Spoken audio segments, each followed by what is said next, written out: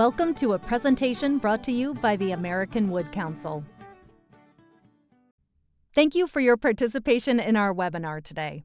This webinar is intended to provide general information only and does not constitute professional or engineering advice. Please note that this webinar is being recorded, and by remaining a participant, you automatically consent to such recordings. If you do not consent to being recorded, please disconnect from the session. This presentation is worth 1 LU HSW with the AIA and 0.1 credits with the ICC. To receive credit for the course, you must attend this webinar for a minimum of 50 minutes. At the end of 50 minutes, you will see your certificate appear on your webinar console. Your certificate will also be uploaded into your learner profile on learn.awc.org, provided you registered for today's webinar with the same email address as your account profile. At the end of today's session, our presenter will have a live Q&A with the audience. Please input your questions into the Q&A panel throughout the session. And now, for today's presentation. Good morning or good afternoon, wherever you may be. Welcome to the program, Significant Changes in the ANSI AWC 2024 Wood Frame Construction Manual WFCM Standard. My name is Pete Mazekins. I'm a structural engineer, and I work closely with our engineering team and the AWC Standards Development Consensus Committee, which we call the Wood Design Standards Committee, to manage the AWC's Engineering Standards Program. AWC is an ANSI accredited standards developing organization, or SDO, and the 2024 WFCM standard is one of several that was recently updated for reference in the 2024 I-Codes last cycle.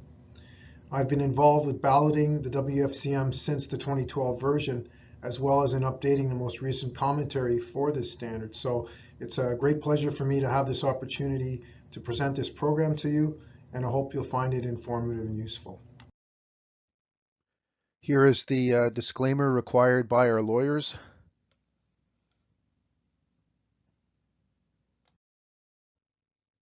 This program will focus on significant changes appearing in the 2024 Wood Frame Construction Manual, approved as an American National Standard in November 2023, replacing the 2018 WFCM as the latest available edition. There are three areas of significant changes that we'll be addressing. The first will be changes to address revised component and cladding CNC roof uplift provisions in ASC 722. The second, changes to address revised snow load provisions in ASC 722. And the third, changes to align with revisions made in the AWC 2021 Special Design Provisions for Wind and Seismic Standard. In this program, I'll be covering the scope of the 2024 WFCM standard, how it's referenced in the 2024 International Building Code and 2024 International Residential Code, covering changes occurring in the 2024 WFCM, which will take up the bulk of this presentation, and finally, resources for additional information, primarily the 2024 WFCM commentary. Some brief history on this standard. The Wood Frame Construction Manual was originally developed in 1995 and was referred to as the 1995 SBC, or Standard Building Code High Wind Edition. In 2001, it was expanded to address snow loads as well as seismic loads and was approved as an ANSI standard. It was subsequently revised in 2012, 2015, 2018, and most recently for the 2024 version. This slide shows the scope of the 2024 WFCM, which limits applicability of the provisions to 1- and 2-family dwellings. This limitation is related primarily to assumed design loads and to assumed structural configurations. A new subsection 1.1.1.1 was added in the 2024 WFCM, as shown here, which we'll discuss in more detail when we get to the changes in Chapter 1. The 2024 WFCM is referenced in the 2024 International Building Code, specifically in Section 2309, and permits structural design in accordance with the WFCM for buildings assigned to risk categories 1 or 2, subject to the limitations in Section 113 of the Wood Frame Construction Manual. It's worth noting that while the scope of the WFCM is restricted to 1 and 2 family dwellings due to floor live load assumptions associated with these occupancies, as we mentioned earlier, the IBC does allow for smaller buildings to be constructed based on the WFCM in Section 2309. The limitations in Section 113 of the WFCM would still be applicable, which would limit the commercial uses to wood frame buildings with slab on grade to account for the higher occupancy floor live loads, or to commercial spaces with a residential use on the second floor with no common use spaces, such as a single apartment unit. And finally, the WFCM is also referenced in the 2024 International Residential Code as an alternative to the requirements in this section R301.1.1.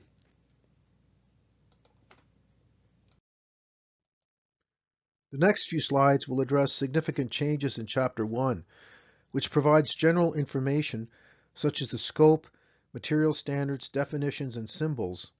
This is the first of many slides taken from the Consensus Committee redline version of the 2024 WFCM, which is used by the AWC Wood Design Standards Committee for balloting the near final version of the WFCM. Provisions for design of structural elements outside of the scope of the WFCM limitations are placed in a new subsection 1.1.1.1.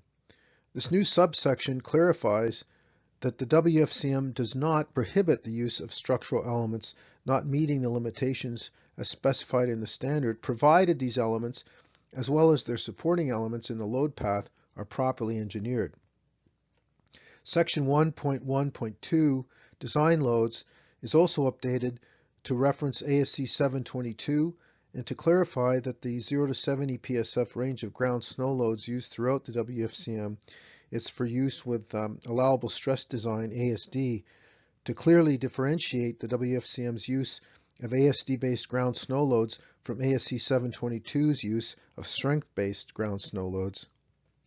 And Section 1.1.3 applicability is expanded to not only refer to Table 1, which we'll look at next, but also to include the limitations regarding floor, wall, and roof systems in Section 1132, which in turn refer to the limitations for these systems in Chapters 2 and 3.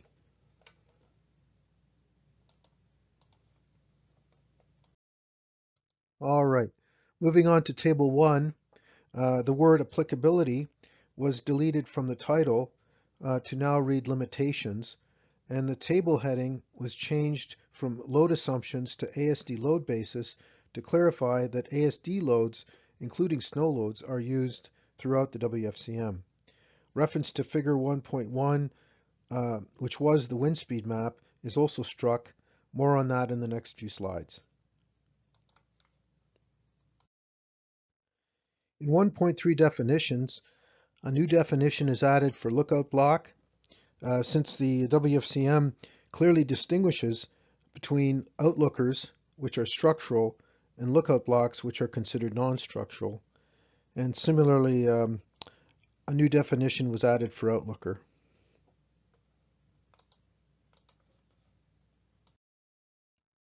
Looking at changes in 1.4 symbols, the total outlooker length is identified with a new variable name, L sub O, to better distinguish total outlooker length from rafter span, which were both previously identified by the term L.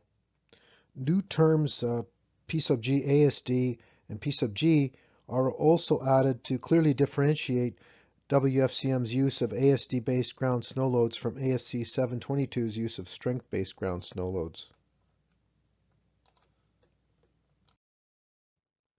And the last significant change in Chapter 1 is the removal of the wind speed map in Figure 1.1, since ASC 722 now makes extensive reference to the free online ASC 7 hazard tool, which allows designers to find site-specific design parameters such as 3-second wind speeds and ground snow loads.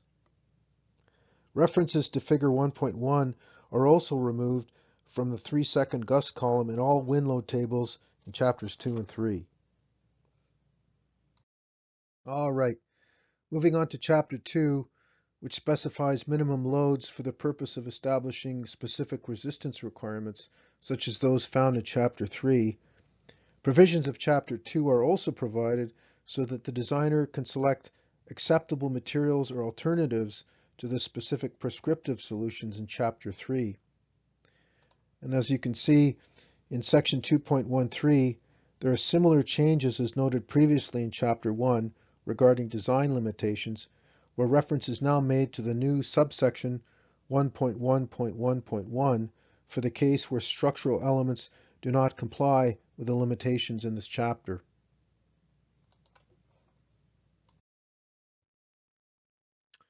The changes shown in this slide are intended to better distinguish rake overhang length provisions from rafter overhang length provisions, and more clearly delineate rake overhangs using outlookers from rake overhangs using lookout blocks.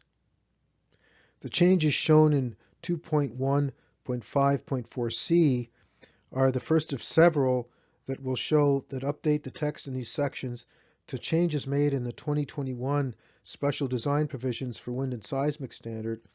In this case, the changes shown here reflect the 2021 SPIDWIS's use of a single nominal unit shear capacity with separate ASD reduction factors for wind and seismic.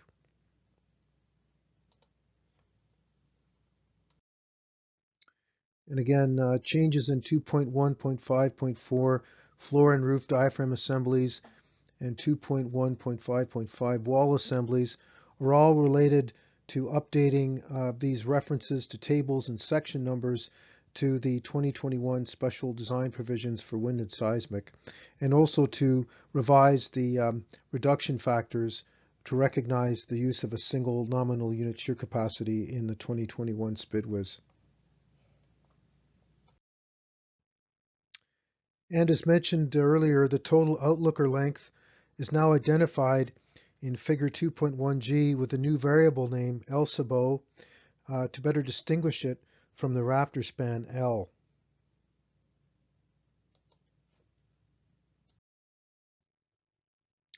In Figure 2.2a, Note 1 is added to clarify that although vertical alignment of framing elements is depicted in the end-view details, this is not a requirement. However, a continuous load path needs to be maintained. Note 2 is added to clarify that the nailing configurations shown in Figure 2.2a are for illustrative purposes only, and a reference to Table 3.1 is provided for nailing requirements. The title of Figure 2.2a is also changed to better reflect that the figure illustrates lateral load path connections.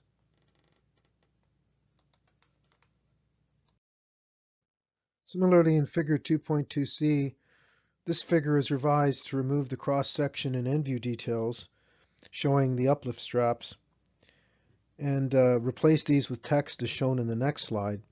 The Consensus Committee agreed that this figure should be more generic and use text to explain the general intent of the connection at each of the locations to ensure load path. And here's the text to explain the general load path connection locations.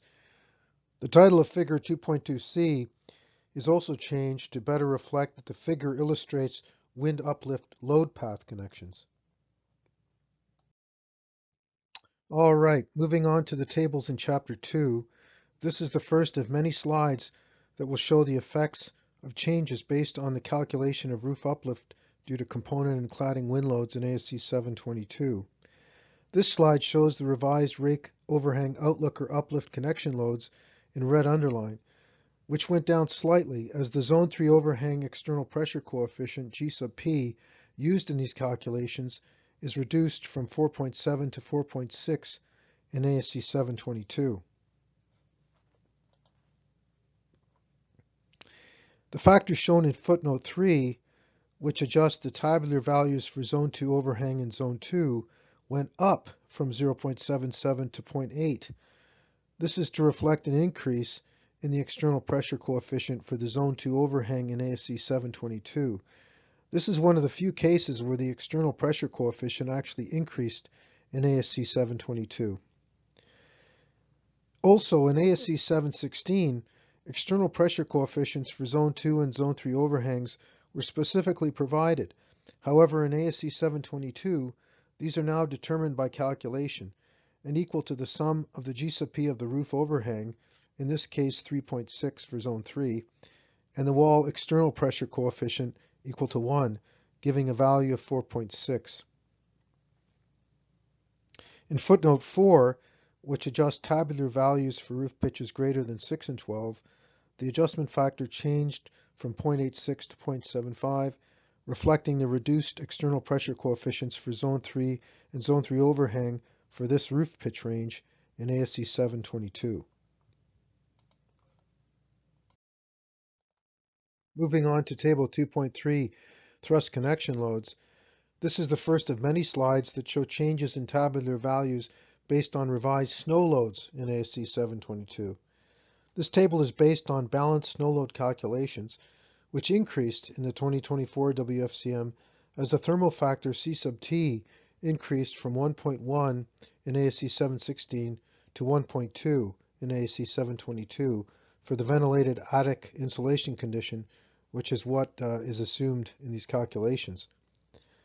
And as mentioned earlier, all of the tables that are based on snow loads in the 2024 WFCM now include clarifying footnotes, in this case footnote 1, which states that the tabular values are based on ASD ground snow loads, which we refer to as P sub G ASD, and that these are equal to 70% of the strength-based ground snow loads P sub G in ASC 722. The snow load column headings, as you see here, are also revised to clarify that these are ASD ground snow loads. Updated roof sheathing suction load values for gable and hip roofs are shown here in red underline for Table 2.4. For the gable roof part of the table, you'll note that new tabular values are provided for the Zone 1 overhang, right here. As we'll see in the next slide, this is because in ASC 722, Zone 1 now extends to the eave for gable roofs. Also, as mentioned previously when discussing Table 2.2c, the uplift loads for Zone 3 overhang changed, in this case slightly decreased. For example, in the 2024 WFCM, for the 150 mile per hour wind case, see here, it's now 97.3 PSF, whereas in the 2018 WFCM, it was 99.4 PSF. However, for Zone 2 overhangs, as mentioned earlier, these values went up, again, using the 150 mile per hour case. In the 2024 WFCM, this is now 78.3 PSF, whereas in the 2018 WFCM, it was 74 PSF. Suction pressures for roof zones 1 and 3 didn't change, as well as those for the wall, zones 4 and 5. For hip roofs, suction loads shown in red underline were all reduced slightly for zones 2 and 3, including for the overhangs in ASC 722. Here are the revised figures shown in Table 2.4, and you can see the major change for gable roofs is that Zone 1 now extends to the eave, as mentioned earlier. Zone 2 also extends to the eave for roof pitches greater than 7 degrees and less than or equal to 27 degrees, which is the pitch roof assumed for the calculation of these pressure values in Table 2.4. I should also point out that most of the tables in Chapter 2 and 3 for roof uplift are conservatively based on gable roof Zone 3 values. For hip roofs, you can see that Zone 3 has changed, as shown here, to cover this region of the roof, whereas previously it had been located only in the corners.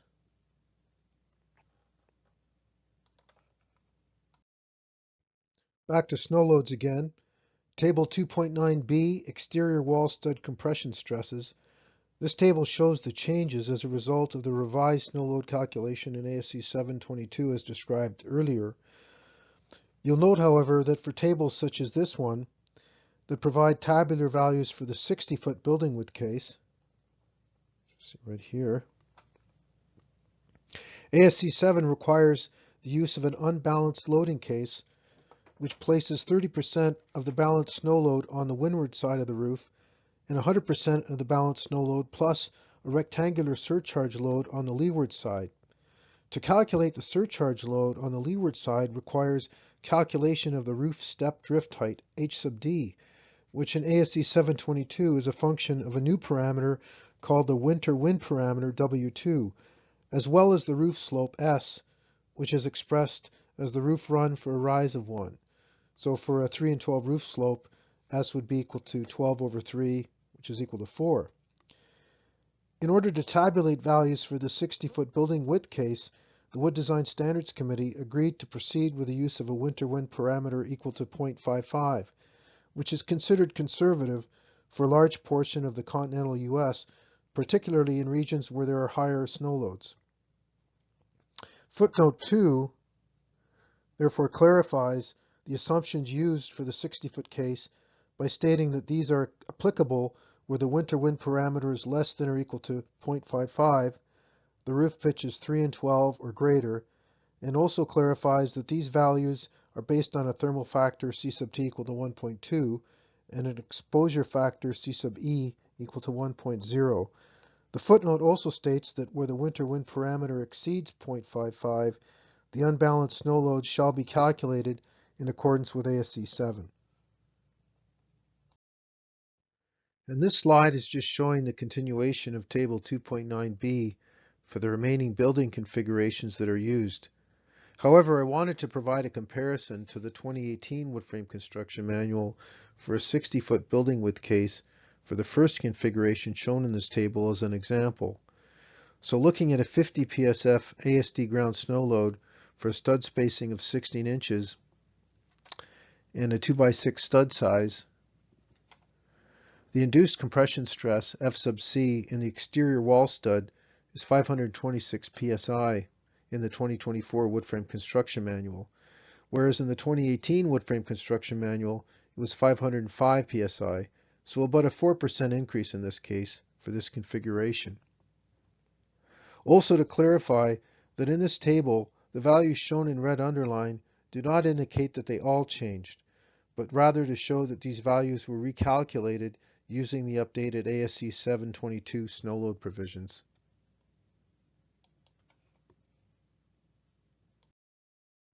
Table 211 provides header loads for various building configurations. Changes as a result of the new ASD snow load calculations in ASC 722 are shown here in red. Although this slide doesn't show the previous values in the 2018 WFCM, I wanted to provide a comparison for a couple of configurations. So if you look at the first configuration shown in this table, for a 50 PSF ASD ground snow load and 36-foot roof span, the header load is 1,240 PLF in the 2024 WFCM, whereas in the 2018 version it was 1,178 PLF, so about a 5% increase in header load for this configuration in the 2024 WFCM.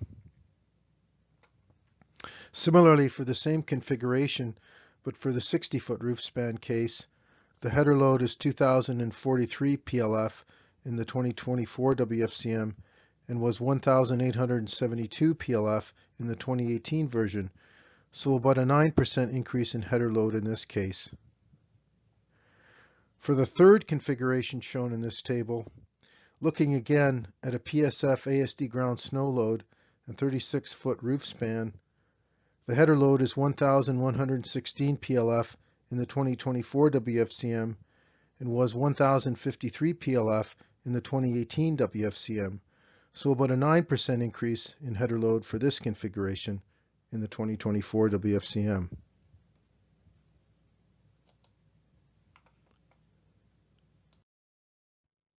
For the snow load rafter span tables in Chapter 2, tables 214B to 214D, shown here, as well as the roof framing capacity tables for snow loads, tables 215B to 215D, shown in the next slide, the tabulated values didn't change since these are based on unbalanced snow loads and the spans are limited to 20 feet in the horizontal projection.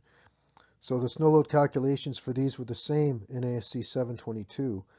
However, footnotes were added to clarify that the tabulated values are based on ASD ground snow loads, P sub G ASD, and to also show the calculation to convert from strength-based ground snow loads, P sub G.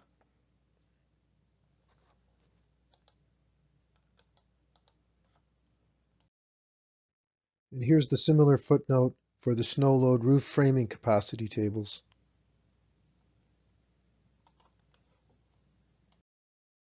Roof framing wind loads in Table 216 remain unchanged since these are based on Zone 3 external exposure coefficients, G sub P, for the 7 to 20 degree roof pitch case, which didn't change in ASC 722. However, the Zone 3 G sub P values for the 20 to 27 degree and 27 to 45 degree roof pitch cases did change, and this footnote, as you see here, picks up that change. The change in footnote 2 reflects the reduced G sub P value for Zone 2 in ASC 722. Changes shown here in Table 217 for ridge beam capacity requirements, and in the next slide for Table 218 hip and valley beam capacity requirements are to address the revised balanced snow load calcs in ASC 722 as described previously. And here they are. This is the last slide showing significant changes in Chapter 2. All right, moving on to Chapter 3, which provides a specific set of prescriptive provisions necessary to meet the minimum requirements of the standard. The prescriptive provisions in this chapter are a solution to the loading requirements in Chapter 2. As you can see here, there are similar changes as noted previously in Chapter 2.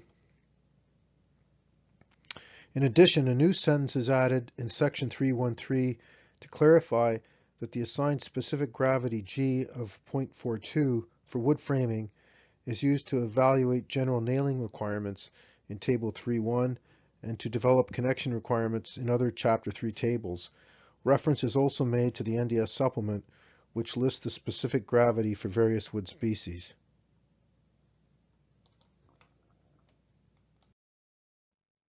The changes shown here are similar to those shown previously in Chapter 2 and are intended to better distinguish rake overhang length provisions from rafter overhang length provisions.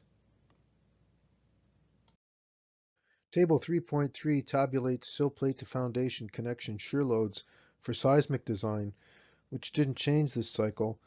However, a new footnote 1 is added to address the new ASD-based ground snow loads and provides an equation to enable conversions from strength-based ground snow loads.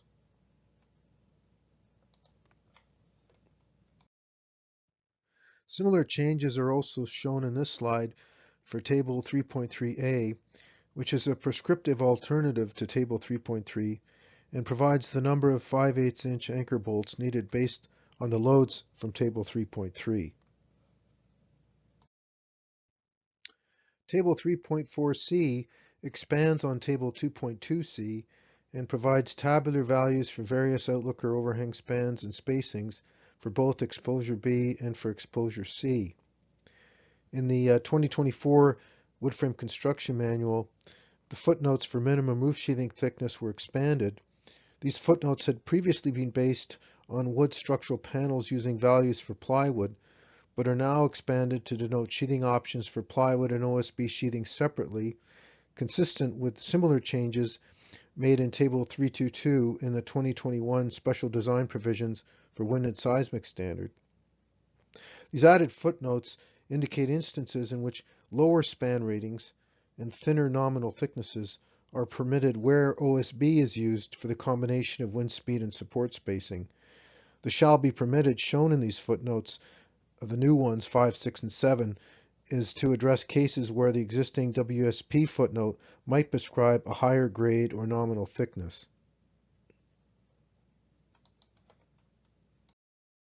Here's Table 3.4c, but for Exposure C. The figure in Table 3.4c is also updated to use the new term El Sabot, as shown here, for the outlooker span. This part of the figure refers to a minimum 3/8 inch roof sheathing thickness requirement in accordance with Table 312A. Also makes reference to footnotes 2 through 7 in this table, since a thicker roof sheathing may be required in some cases, particularly for higher wind speeds and for maximum outlooker overhang spans and spacings. More information is provided in the commentary that describes how biaxial bending is used to check the minimum sheathing thicknesses required in Table 3.4c, as well as for the sheathing attachment. Moving on to Table 3.9, this table shows the required capacity for rafter ceiling joist heel joint connections based on Table 2.3 thrust connection loads, and is updated to reflect changes to snow loads in ANSI 722 as discussed previously. I wanted to provide a comparison to the 2018 WFCM. So if we look at the 50 PSF ASD ground snow load case for a 36-foot roof span with a rafter slope of 4 and 12 and 24-inch rafter spacing, you can see the required capacity for the heel joint connection is now 2,808 pounds in the 2024 WFCM. Whereas in the 2018 version, it was 2,619 PLF, so about a 7% increase in the 2024 WFCM. Similar changes are also shown in this slide for Table 3.9a, which is a prescriptive alternative to Table 3.9. Again, to provide a comparison to the 2018 WFCM, for the 50 PSF ASD ground snow load case, 36-foot roof span with a rafter slope of 4 and 12 and 24-inch rafter spacing, you can see that the required number of 16 penny common or 40 penny box nails per heel joint connection is now 21 nails in the 2024 WFCM, whereas in the 2018 version it was 19 nails.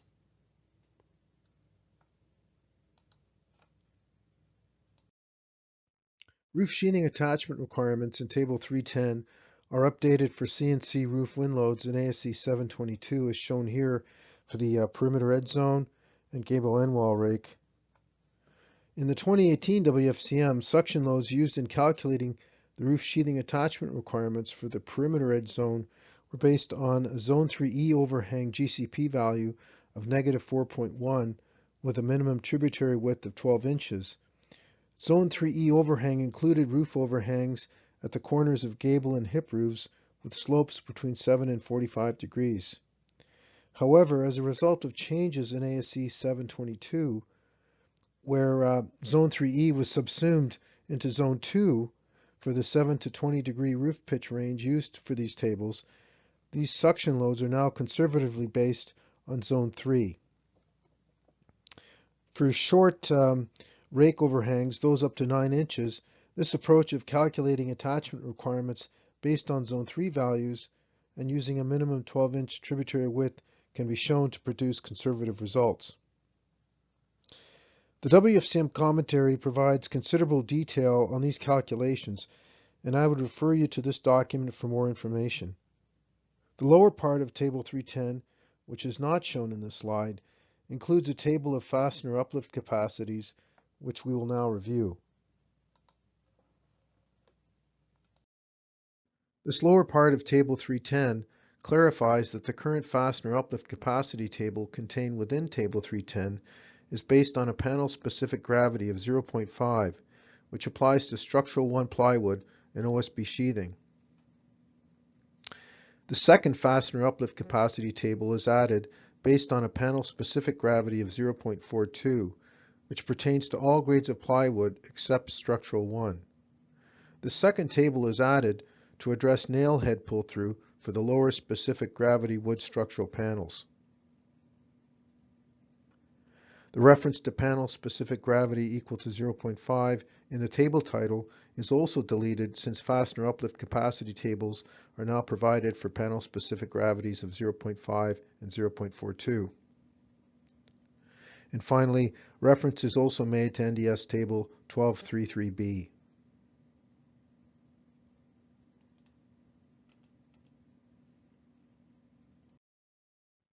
To provide a comparison to the 2018 Wood Frame Construction Manual, since the previous values aren't shown here for the perimeter edge zone, if we look at 150 mile per hour wind speed, exposure C, 24-inch rafter spacing, 6-inch nail spacing at panel edges, and 12-inch nail spacing at intermediate supports, you can see that the uplift load per nail in the 2024 WFCM is 223 pounds, right there. Whereas in the 2018 WFCM, it was 241 pounds, so about 8% less in the 2024 WFCM for this case. Table 310A is a prescriptive alternative to Table 310 and provides the maximum nail spacing for roof sheathing attachment to resist wind uplift. In addition to being updated to reflect ASC 722 roof CNC wind loads, the changes shown in Table 310A further clarify that the tabulated nail spacings are based on 7/16 OSB roof sheathing, which is now reflected in the table heading. You'll also note the tabular values are not provided where the bending capacity of the sheathing is exceeded. In the 2018 Wood Frame Construction Manual, this table was based on 7/16 plywood sheathing, and this grayed out portion of the table for the perimeter edge zone, which reads exceeds 7/16, had previously extended back to the 150 mile per hour wind speed for the 24-inch rafter spacing case, as well as extended to the 19.2-inch rafter spacing for the 195 mile per hour wind speed. Now that this table is based on 7/16 OSB sheathing, the bending capacities are no longer exceeded in these areas of the table, so tabular values for nail spacing are now provided. The other changes shown for nail spacing reflect the lower uplift loads per nail in Table 310 for the perimeter edge zone as discussed earlier.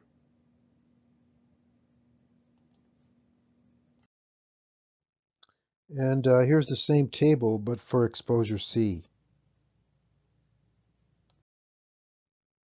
Table 312A roof sheathing requirements for wind loads.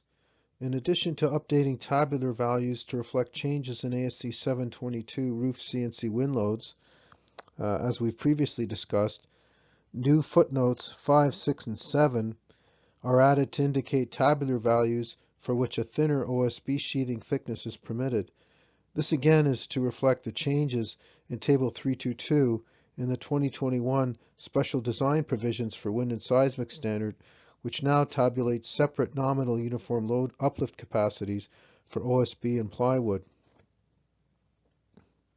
Footnote 1 is also added to refer to the minimum roof sheathing thicknesses specified in Table 3.4c footnotes for the case where rake overhang outlookers are used.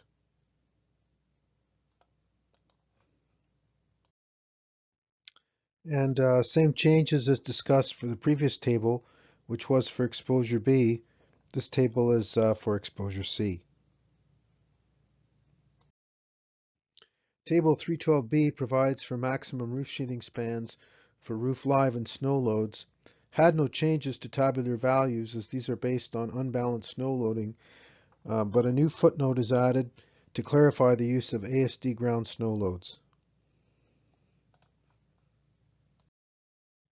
In the 2024 WFCM, Table 313A wall sheathing requirements for wind loads is now divided into two separate tables, one for wood structural panel sheathing, Table 313A1, which now includes separate tabular values for OSB and plywood, and Table 313A2 for other types of wall sheathing such as fiberboard.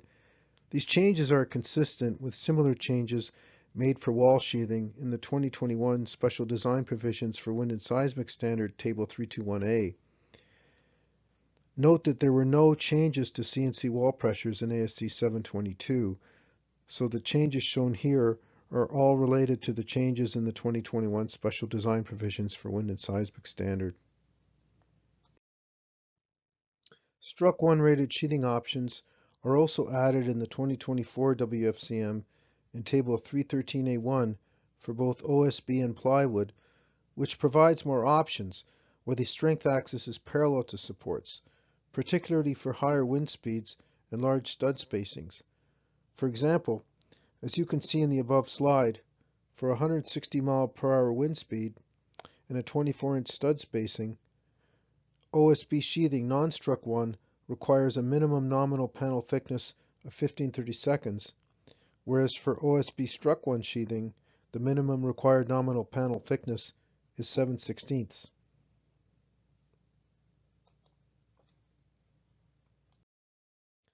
And here again is the new Table 313A1, but for exposure C, showing the part relating to strength axis perpendicular to supports.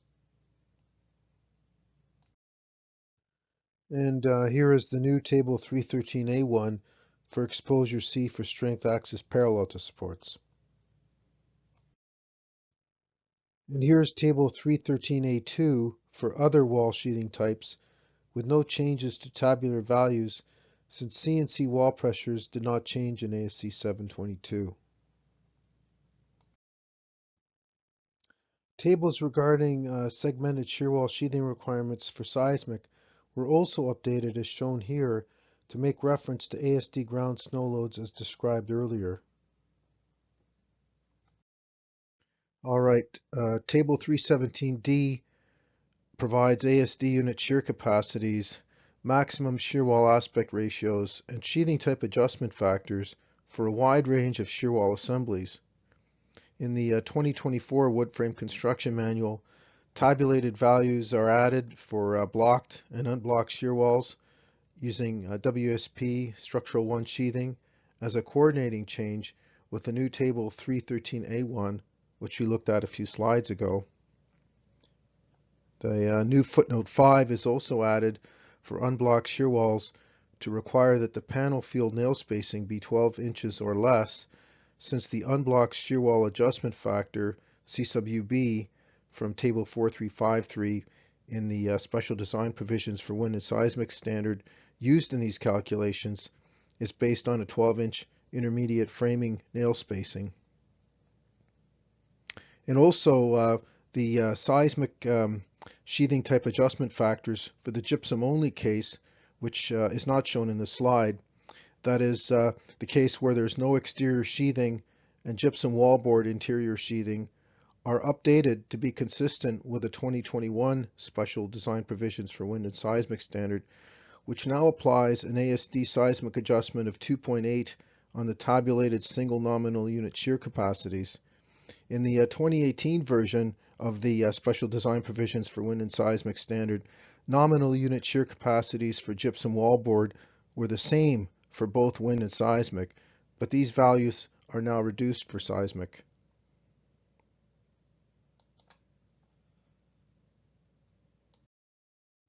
Moving on, Table 317E, perforated shear wall full height adjustments, is deleted in the 2024 wood frame construction manual and replaced with a new table, as we'll see on the next slide. This change was necessary in order to better align with revised provisions in the 2021 Special Design Provisions for Wind and Seismic standard. Here you see the new Table 317E.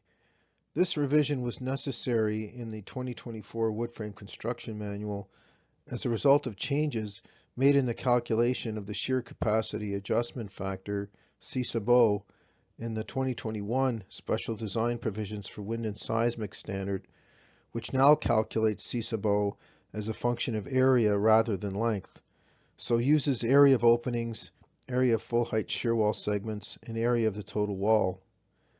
This change was made in part to eliminate a non-conservative result which would occur when full height segment lengths were reduced for aspect ratio, which effectively decreased the denominator of the equation.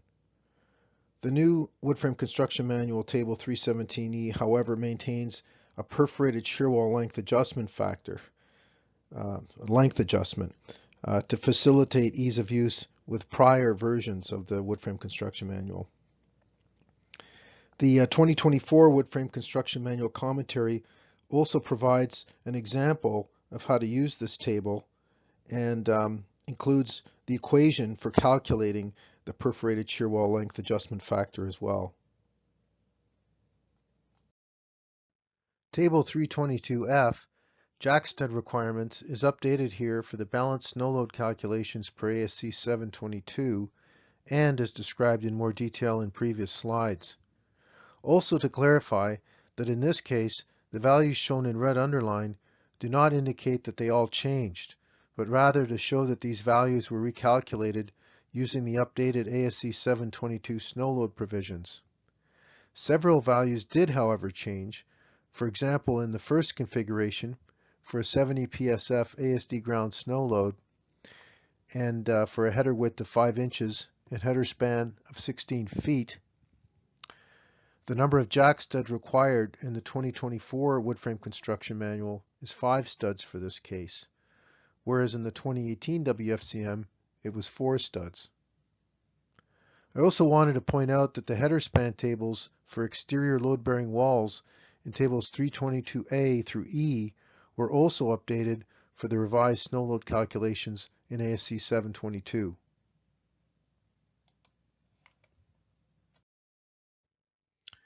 Snow load rafter span tables 326D through L didn't change in the 2024 wood frame construction manual since these are based on unbalanced ASD snow loads and limited to 20 feet in the horizontal projection. But a footnote is added, as we've seen in other cases, to clarify that the spans are based on ASD ground snow loads.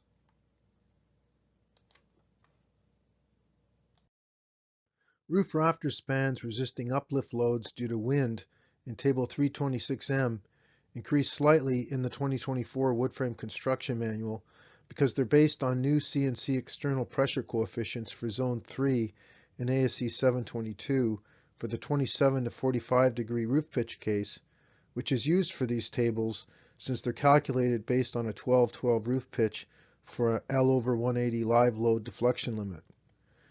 For example, for the part of the table shown here, which is for exposure C, looking at the maximum span for 150 mph wind speed, rafter spacing of 12 inches, and for a hem fir number 2 grade 2x10, the maximum span is 17 feet 8 inches, whereas in the 2018 WFCM it was 16 feet 9 inches.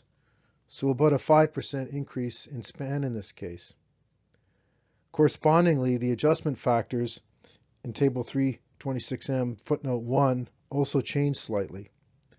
The 2024 wood frame construction manual commentary provides an example of how these spans are calculated, as well as an example of the footnote adjustments, so I would refer you to that document for more information.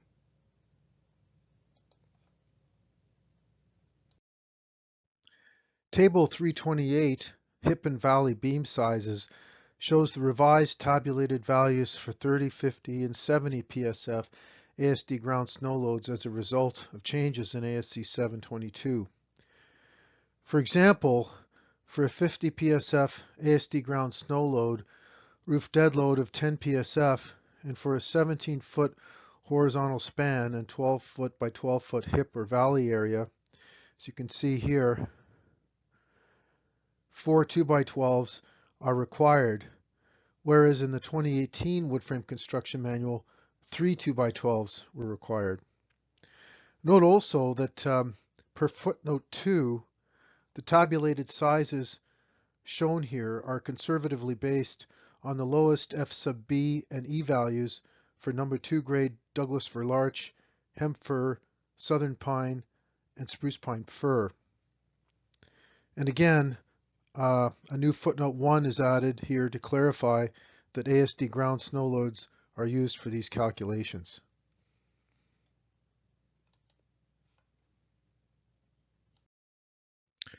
And the last table in Chapter 3, Table 329, which similarly shows changes to ridge beam spans for snow loads as a result of changes in ASC 722. This table is based on a roof ceiling assembly dead load of 20 PSF and live load deflection limit of L/240. Spans are slightly less than in the 2018 wood frame construction manual as a result of the change in thermal factor C sub T from 1.1 to 1.2 in ASC 722. For example, for a 50 PSF ASD ground snow load, 36-foot building width, the maximum ridge beam span, as you can see here, using 3 2x10s is 6 feet 4 inches. Whereas in the 2018 wood frame construction manual, it was 6 feet 7 inches. And again, a new footnote 1 is added in this table to clarify the use of ASD ground snow loads for these calculations. Moving on to the 2024 wood frame construction manual commentary, it's a great resource and provides background information and example calculations for various sections and tables of the 2024 wood frame construction manual standard. The 2024 WFCM commentary follows the same organization as the 2024 WFCM standard. Discussion of a particular provision in the 2024 WFCM is found in the 2024 WFCM commentary by locating the same section or subsection number found in the 2024 WFCM. The commentary is intended to give the designer an understanding of the data and or experience upon which a given provision is based. One or more examples of the calculation procedures used to produce tabular values for most of the tables, as well as tabular footnote adjustment factors, are given to illustrate the scope of conditions covered. Another resource is the 2021 Special Design Provisions for Wind and Seismic Standard with commentary. Since many of the revisions in the 2024 WFCM standard were based on aligning with concomitant provisions in this standard.